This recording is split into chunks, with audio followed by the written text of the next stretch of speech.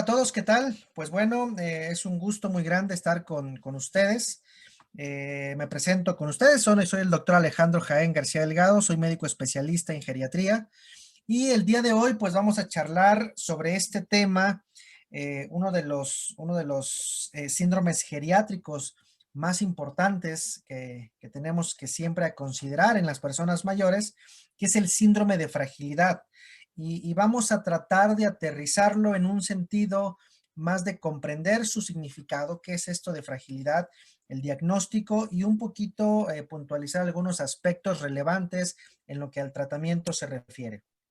Y resulta muy importante abarcar este tema porque como ven en esta gráfica, la cantidad de personas mayores que tenemos actualmente, bueno, en los 50, que es esto que vemos en gris, pues la cantidad de personas mayores de 65 años es apenas esto.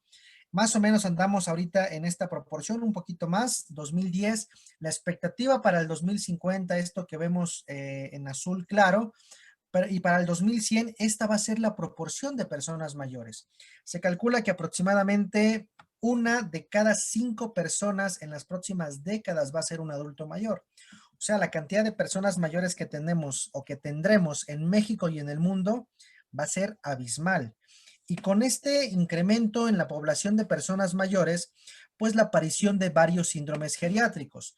Recordemos que un síndrome geriátrico se define como el conjunto de manifestaciones originadas por la conjunción de una serie de enfermedades que alcanzan una prevalencia mayor en las personas mayores y que estas con frecuencia van a originar incapacidad funcional o social.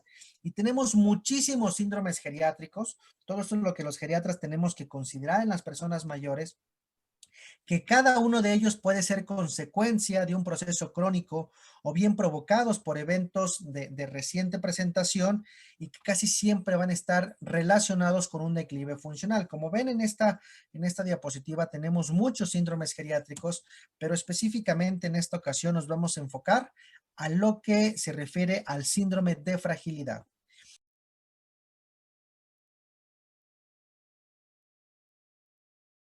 Y entonces vamos a tener un primer concepto de de lo que esto significa. Y la fragilidad desde el punto de vista médico es un estado clínico de mayor vulnerabilidad con una disminución de la capacidad de la homeostasis que está relacionada con la edad y que se va a caracterizar centralmente por una disminución en las reservas funcionales. Hombre, parecen muchos conceptos muy extraños, muy raros, qué es la homeostasis, qué son esas reservas funcionales de las que hablamos. Entonces creo que vale la pena rescatar y explicar bien a bien para que podamos comprender el concepto de fragilidad. Y lo que me interesa que se queden con una idea muy clara son estos tres conceptos importantes, que va a existir esta disminución de la reserva funcional, que va a haber un desequilibrio energético metabólico y que nos va a dar mayor vulnerabilidad. No sabemos bien a bien si hay una relación entre las enfermedades que tengamos, entre la discapacidad y la fragilidad, si son situaciones que se superponen unas con otras. Lo que sí sabemos es la manera en que vamos a estudiar la fragilidad. Hay dos principales modelos de estudio para que los médicos geriatras consideramos cuando tenemos a considerar la fragilidad, y uno es el que llamamos el modelo fenotípico, o sea, cómo se ve la persona que tiene fragilidad. Y esta doctora, que es la doctora Linda Frey, que fue quien propone este modelo de cómo se caracteriza físicamente una persona con fragilidad, pues rescata estos 5 puntos: que hay una pérdida de peso no intencional, que el paciente se reporta con agotamiento, con cansancio, con baja energía, que tiene una velocidad de la marcha, que su caminar es lento y que tiene una baja fuerza de presión en sus manos y una fuerza de presión que en general tiende a presentarse en más grupos musculares. Y el otro modelo que nos sirve para estudiar la fragilidad es este que propone este otro médico, que es el doctor Kenneth Rodwood, que él dice que la fragilidad puede ser un déficit de muchas cosas, que se van adicionando, que se van sumando varias situaciones, varias enfermedades que finalmente van a llegar a la discapacidad. quería explicarles con la situación de la homeostasis, porque es un concepto medio raro. Entonces, vean este ejemplo. ¿Qué es este equilibrio homeostático que les mencionaba hace un momento? Tenemos por un lado todas estas fuerzas entrópicas que están de alguna manera empujando a cualquier tipo de enfermedad potencial. Esas enfermedades potenciales, pónganle el nombre que ustedes quieran. Diabetes, hipertensión, infartos, problemas de los huesos, osteoporosis, osteoartrosis, enfermedades que dañan las articulaciones, neumonías, COVID, lo que ustedes quieran. Cualquier enfermedad potencial, tenemos ciertas situaciones que nos están empujando a que nosotros obtengamos esa enfermedad. Y cuando hablaba de estos mecanismos homeostáticos, se refiere a todo lo que nuestro cuerpo hace para poder contener justamente a que no nos enfermemos, a que no presentemos esta situación. Entonces, de alguna manera, a eso nos referimos con que debe haber cierto equilibrio entre las fuerzas entrópicas, las enfermedades que nos atacan y nuestros mecanismos defensivos, lo que contiene que la enfermedad no se haga manifiesta. Cuando, si acaso, ese es el modelo de la enfermedad, si acaso alguna de estas enfermedades, pónganle ahorita que está de moda lo del COVID, esta infección por este virus, nuestros mecanismos homeostáticos no son capaces de contener, pues entonces vamos a tener un umbral de detección clínica que nuestro cuerpo va a hacer manifiesta esta enfermedad y en muchos casos nos va a llevar a la discapacidad, a que tengamos esta pérdida de las funcionalidades que nosotros teníamos. Entonces vean cómo en este primero imagen donde tenemos este equilibrio homeostático, pues tenemos unos mecanismos de contención bastante buenos y que en el adulto joven, en la persona de edad media, pues estos mecanismos homeostáticos son bastante decentes, que logran contener que si bien en cualquier momento pudiéramos manifestar alguna enfermedad, somos capaces de mantener el resto. Sin embargo, en el paciente adulto mayor que tiene fragilidad, estos mecanismos homeostáticos se encuentran totalmente disminuidos. Comparen el grosor de estos mecanismos homeostáticos con los mecanismos homeostáticos que tiene el adulto mayor. Entonces vean cómo están totalmente disminuidos y de ahí disminuidos o frágiles. Muy frágil, que de ahí viene pues el concepto de fragilidad al haber esta reducción en estos mecanismos homeostáticos. Y por lo tanto, estos umbrales de detección clínica y umbrales de discapacidad son mucho más fáciles de rebasar en el adulto mayor. Esto en conjunción con lo que les comentaba del modelo del déficit acumulado, pues bueno, que tenemos muchos riesgos, muchas comorbilidades, muchas disfunciones en estos mecanismos homeostáticos que hacen que estas fuerzas entrópicas que empujan a que nosotros manifestemos alguna enfermedad o que el adulto mayor presente alguna enfermedad, pues explica que tengamos esta fácil ruptura de estos mecanismos homeostáticos y seamos más susceptibles, más vulnerables a padecer esta enfermedad, y de ahí que el concepto de fragilidad involucre estas palabras, pues de homeostasis, vulnerabilidad y demás.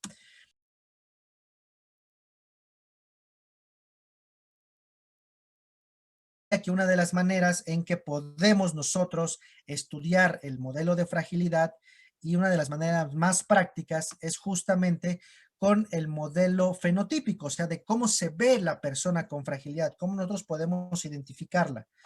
Lo decía hace un momento, que debe haber una pérdida de peso no intencionada, que sea mayor de 4.5 kilos o mayor del 5% respecto a su peso en el último año, que haya debilidad, que esta fuerza de presión en la mano que nosotros la podemos medir o con alguna otra manera de poderlo explicar que de manera más habitual, como el no poderse levantar de una silla sin apoyarse en los descansabrazos, pudiera haber una cierta correlación, que haya cierto agotamiento, una pobre resistencia para las actividades. En este caso, preguntar cuántos días ha sentido que todo lo que hacía requería un gran esfuerzo o cuántas veces no ha tenido ganas de hacer nada, que es la manera en que nosotros podemos corroborar este agotamiento, que haya un enlentecimiento de la marcha, que nuestro caminar sea lento.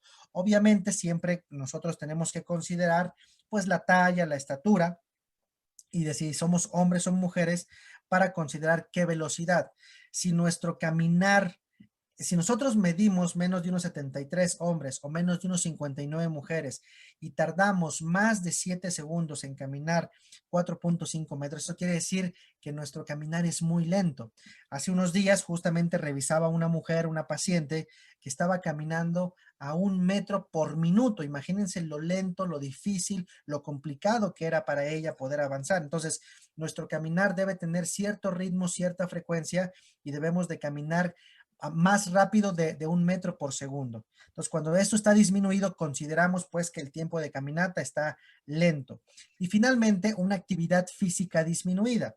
Para los hombres, que caminemos menos de 2 horas y media a la semana y para las mujeres que caminen menos de 2 horas a la semana. Si no estamos cumpliendo este requisito, consideramos entonces que tenemos una actividad física disminuida. Y aquí viene lo importante de este tipo de modelo que nos sirve para estudiar la fragilidad. Si nosotros no tenemos ninguno de estos criterios, entonces esta persona no tiene fragilidad. Se considera un paciente sin fragilidad y el sinónimo que utilizamos en este caso es el de robusto. Muchas veces podrían llegar a escuchar, es un paciente robusto, es una persona robusta, o sea que no cumple ninguno de estos 5 criterios que utilizamos para conceptualizar la fragilidad. Si acaso llegaran a tener uno o dos de estas características, entonces llamamos a que esa persona tiene un estado de prefragilidad. Y finalmente, si tiene 3 o más de estos criterios, entonces a esta persona la podemos considerar como a una persona con síndrome de fragilidad. Consideramos a esta persona frágil. A esta persona, insisto, estas son las características que podemos ver y que dentro de su cuerpo estos mecanismos homeostáticos de los que hablamos hace un momento se encuentran disminuidos, se encuentran reducidos, se encuentran frágiles. Una vez que nosotros somos capaces de identificar la fragilidad, pues bueno, vamos a tratar de mejorar su condición y de insistir en un tratamiento y en una mejoría. Cuando hablamos del tratamiento, nos centramos en 3 puntos importantes, que son los medicamentos, la nutrición y el ejercicio. Obviamente podríamos hacer una charla mucho más larga y profunda de cada uno de ellos, pero más que eso me interesa que tengamos 5 premisas muy importantes a considerar en el paciente que llegue a tener fragilidad. Primero, que cada caso es individual. No podemos generalizar el tratamiento para cada persona debido a que siempre la causa que origina la fragilidad pues es variada, es multidimensional y existen otras condicionantes ambientales en cada persona. Segunda premisa importante, que cuando hagamos una intervención, las intervenciones deben ser largas y mantenidas en el tiempo para que se pueda garantizar cierta recuperación o el mantenimiento de las funciones que antes se habían perdido. Tercero, que esas intervenciones sean multidimensionales, tanto físicas, cognitivas y sociales, que siempre van a estar orientadas a mantener la independencia y el autocuidado. Cuarto, promover medidas de apoyo que faciliten la adherencia al plan de intervención. Y 5, y muy importante, cuando identifiquemos a una persona con fragilidad, tenemos que involucrar a los familiares y a los cuidadores durante todo el proceso para tener mayores tasas de éxito. Pudiéramos hablar mucho sobre los medicamentos, sobre la alimentación y demás, pero de todos estos aspectos, quizá me quisiera centrar el día de hoy en hablarles un poquito más sobre el ejercicio, que el ejercicio multicomponente es el más beneficioso en el adulto mayor con fragilidad. Este ejercicio multicomponente se llama así porque va a combinar un entrenamiento de fuerza, resistencia, equilibrio y marcha, y es el que ha demostrado mayor mejoría en la capacidad funcional. Algunas situaciones como las recomendaciones sobre variables como la intensidad, la potencia, el volumen y la frecuencia, hay que individualizarlas y hay que adecuarlas a cada paciente.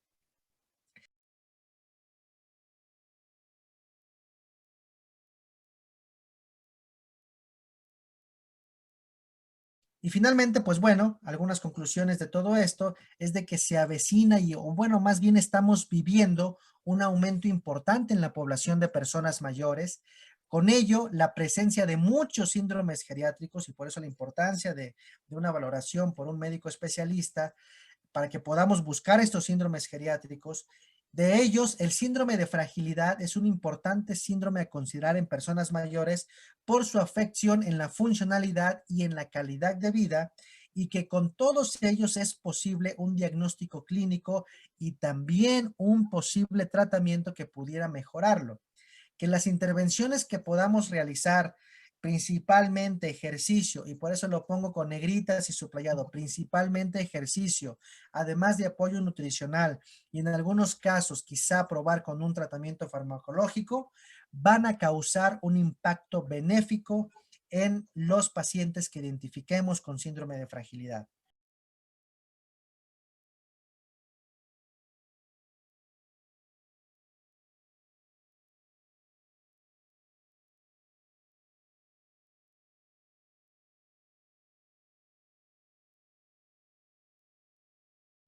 Bueno, que es una pregunta muy interesante, muy importante, porque creo que las limitaciones las ponemos más nosotros que lo que tengamos arquitectónicamente en casa.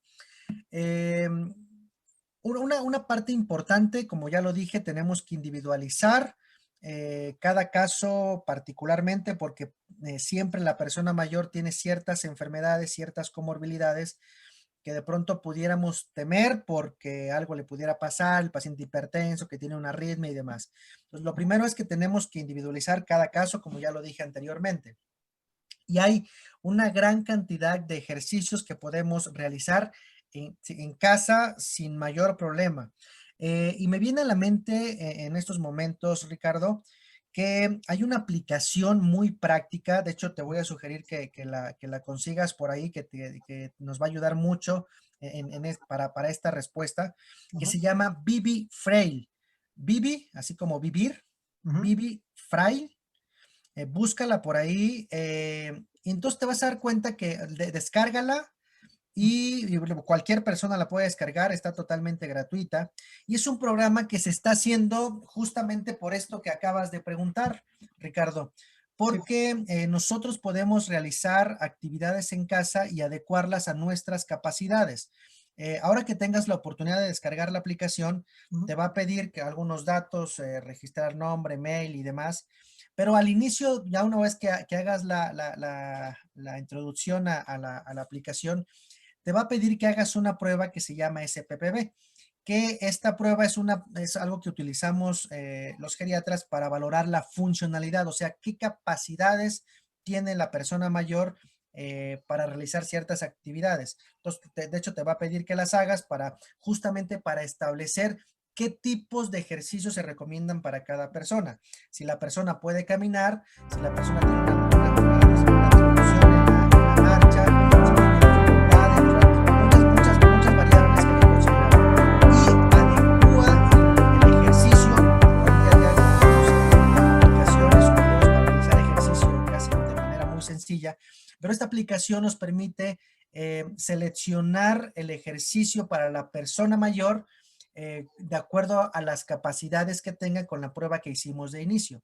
Entonces te va poniendo de alguna manera las repeticiones, cuántas series, con qué frecuencia y específicamente para los grupos musculares que más se necesitan sin la necesidad, es más, lo puede hacer obviamente fuera de casa, pero lo ujú. puede hacer, de hecho la intención es esa, que lo hagas dentro de la casa, que lo hagas sentado, que estires los pies, que los levantes, que hagas puntas y ahí se especifica claramente qué tipo de ejercicio, cómo hacerlo, las repeticiones, las frecuencias y las demás variables acorde a el puntaje que hayamos obtenido con la primera prueba que hicimos.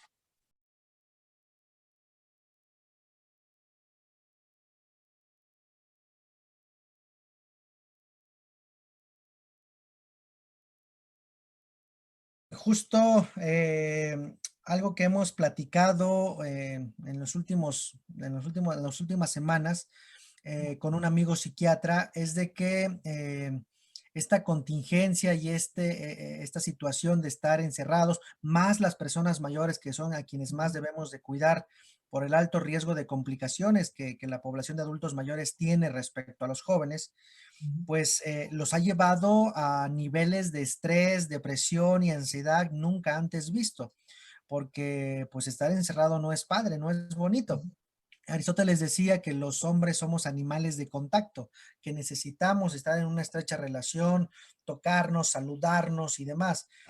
Obviamente, digo, lo estamos haciendo en estos momentos, es que estamos interactuando de manera digital. No es lo ideal, obviamente, pero es la opción ante este caos. Y por eso quise mucho puntualizar sobre las premisas de que la intervención de la familia no solamente es relevante, sino que es necesaria, porque es mucho más fácil cuando tenemos el apoyo de las demás personas. Cuando indicamos ejercicios, es mucho más fácil si lo interactuamos con alguien más y vamos a correr juntos con alguien, que si lo hacemos solos. Digo, hay quienes lo hacen y sin ningún problema, pero siempre la interacción, el compartir, el estar en contacto directo con alguien más siempre es importante. Y en estos casos, con las personas mayores, pues la familia juega un papel de suma importancia para justamente alcanzar objetivos. Cuando hay un viejo dicho africano, ¿no? Que dice por ahí, si quieres llegar rápido, pues corre solo, pero si quieres llegar lejos, corre acompañado. Pues bueno, ojalá que esta pequeña plática rapidita que hemos preparado para ustedes haya sido de utilidad para que podamos comprender lo que es el síndrome de fragilidad, su impacto y que siempre es posible poder mejorar esta condición cuando lo identificamos.